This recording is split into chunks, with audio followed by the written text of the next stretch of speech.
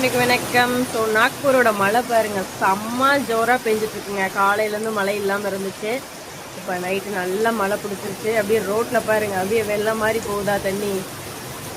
ஒரு அரை மணி நேரமாக பெய்யுது மழை. அந்த அரை மணி நேரத்துக்கே ரோட்டில் சரியான வெள்ளம் போயிட்டுருக்கு.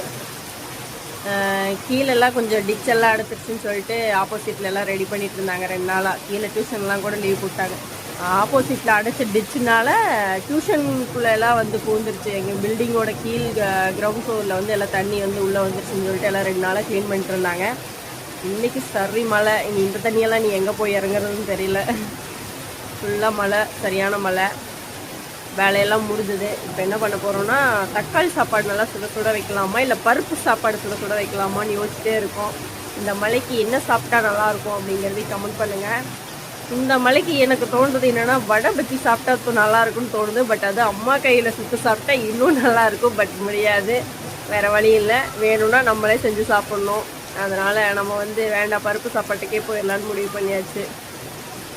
அப்படியே ரோடே தெரிலங்க, ரோடே ஃபுல்லாக வெள்ளமாக போயிட்டுருக்குது. அது 2 பக்கம் கரெக்டாக வேறு ரோடெல்லாம் பறித்து வேலை செஞ்சுருக்காங்களாம். அதனால் ஒரே வெள்ளக்காடாக போயிட்டுருக்குது பாருங்கள். ஒரே சேறு சகதியெல்லாம் கிளம்பிருச்சு. ஓகே, நான் என்னோடய வேலைகள் மாவு இன்னும் அரைச்சி முடிக்கணும். அதுக்கப்புறம் சாப்பாடு வைக்கணும். இன்னும் ப்ளவுஸ் முடிக்கணும். வேலைகள் அப்படியே இருக்கிறது. நம்ம போய் பார்ப்போம். இன்றைக்கி ஏதோ கொஞ்சம் இடி கம்மியாக இருக்குங்க. நேற்றுலாம் சரியான இடி மின்னலாக இருந்துச்சு. இப்போ நல்லா ஜோராக பெஞ்சிட்ருக்கா. ஒரு இடி நல்லா இடிச்சதோ, இடி மின்னல் வந்துச்சுன்னா அப்படியே மழை ஸ்டாப் பண்ணிடும். அதெல்லாம் இல்லை அப்படிங்கிறனால நல்லா பெஞ்சிட்ருக்குது மழை. ஓகே, நம்ம ஊரில் இப்படி மழை பெஞ்சால் நல்லா தான் இருக்கும். ஆடு குட்டி வச்சுருக்கிறவங்களுக்கு ரொம்ப சந்தோஷமாக இருக்கும்.